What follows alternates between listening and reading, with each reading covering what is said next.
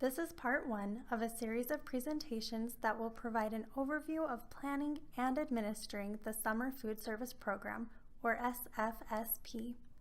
In this presentation, we will look at sponsor eligibility. First of all, who are sponsors? Sponsors are local, public or private, nonprofit organizations who administer the Summer Food Service Program. Some examples might include a public or private nonprofit school food authority, or SFA, a unit of local, county, municipal, state, or federal government, or any other type of private nonprofit organization. Organizations that want to become sponsors apply and are approved by the state agency. They then sign program agreements with their state agencies and are responsible for operating the program. Sponsoring organizations must be tax exempt and must demonstrate the administrative and financial ability to manage a food service effectively. Sponsors receive federal reimbursement from the state agency to cover the administrative and operating costs of preparing and serving meals to eligible children at one or more meal sites. As a sponsor, your organization, at a minimum, is expected to attend state agency trainings, locate and recruit eligible sites, hire, train, and supervise staff and volunteers, competitively procure food to be prepared or a vendor for meals to be delivered, monitor all sites, prepare claims for reimbursement, ensure that the sites are sustainable, and maintain all program documents for 3 years plus the current year.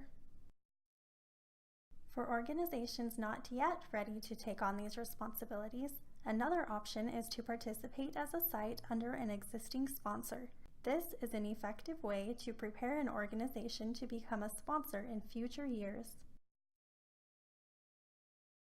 To be deemed eligible, sponsors must meet the following requirements. 1. Potential and returning sponsors are required to demonstrate that they have the necessary financial and administrative capability to comply with program requirements.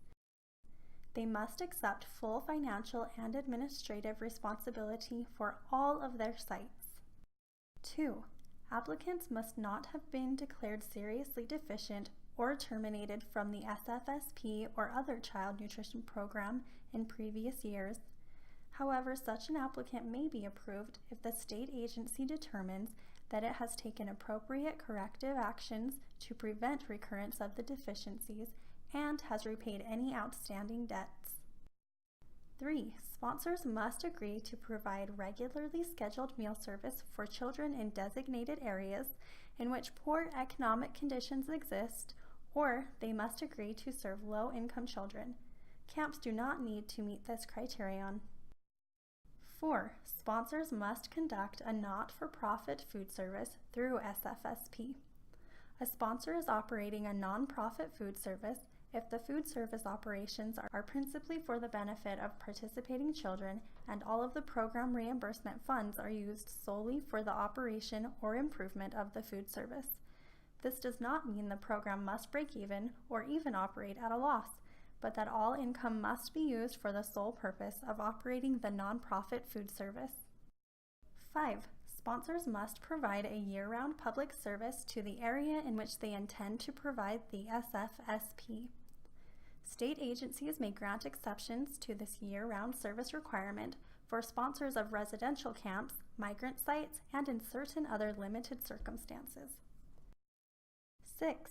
Sponsors must demonstrate in their applications that they will exercise management control over the meal service at all of their sites.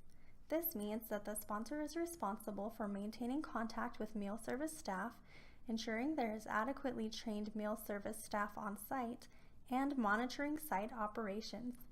This management responsibility cannot be delegated below the sponsor level. 7. Prior to approval, sponsors must visit new sites and any sites that had operational problems in the previous year. And 8. Approved sponsors must sign a written permanent agreement with the state agency.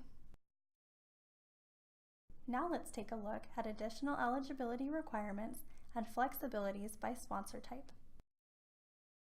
School food authorities and other organizations currently in good standing in the National School Lunch Program, School Breakfast Program, or Child and Adult Care Food Program are not required to submit further evidence of financial and administrative capability when applying for SFSP participation. Typically, school food authority and child and adult care food program institutions participating in other child nutrition programs have already demonstrated that they have the financial and administrative capability necessary to operate the program. These sponsors must be in good standing. That is, they must have had no serious deficiencies declared in their most recent review cycle. However, the state agency has the discretion to deny the applications or require additional evidence from sponsors that have had significant problems operating other child nutrition programs. When it comes to private nonprofit organizations, special rules apply. These sponsors are required to be tax exempt. Although churches also must be tax exempt, there is no federal requirement that they provide documentation of their tax exempt status. All other private nonprofit organizations must provide documentation from the IRS of their tax-exempt status. Experienced sponsors and sites in good standing, meaning those which successfully participated in the previous year with no serious deficiencies, only need to submit information that is likely to change from year to year and are not required to submit the same detail of organizational and operational information required of new sponsors. The remainder of this presentation will address requirements for sponsors participating in other child nutrition programs. Some of these requirements may be different from what is required of sponsors not participating in other programs. Sponsors participating in the SFSP, in addition to other federal child nutrition programs, must meet requirements for dual participation in these programs. Other child nutrition programs include the National School Lunch Program, or NSLP, the Seamless Summer Option, SSO, the Special Milk Program, SMP, and the Child and Adult Care Food Program, or CACFP. We will now discuss specific requirements by program type. Schools serving meals exclusively to children enrolled in academic summer school programs may receive reimbursement only through the National School Lunch Program and School Breakfast Program. If, in addition to serving children enrolled in accredited summer school, the school plans to serve any children in the community at large, it may operate an open site through the SFSP. Schools that operate accredited summer school programs may not enroll in the SFSP as a restricted open site so that meals may be served only to summer school participants. This is an unauthorized use of the restricted site designation. The Seamless Summer Option offers school food authorities an alternative option to the SFSP with streamlined administrative requirements. The SSO allows schools to provide free summer meals in low-income areas during the traditional summer vacation periods, or for year-round schools, school vacation periods longer than 15 days. Sponsors may elect to operate the SFSP at some of their sites while operating the Special Milk Program at other sites. However, a single site cannot simultaneously participate in both programs. Sponsors electing to administer the SMP must enter into a separate agreement with the state agency to operate the SMP at those sites or times when it is not participating in the SFSP. Child and adult care food program institutions that develop a separate food service program for children who are not enrolled in the CACFP may be approved to participate in the SFSP as long as all other SFSP eligibility criteria have been met. Institutions that are approved for both the CACFP and the SFSP must ensure that the same children are not served meals in both programs, and separate records must be kept for each program. Additionally, institutions may not switch back and forth between participation in CACFP and participation in SFSP to serve the same children.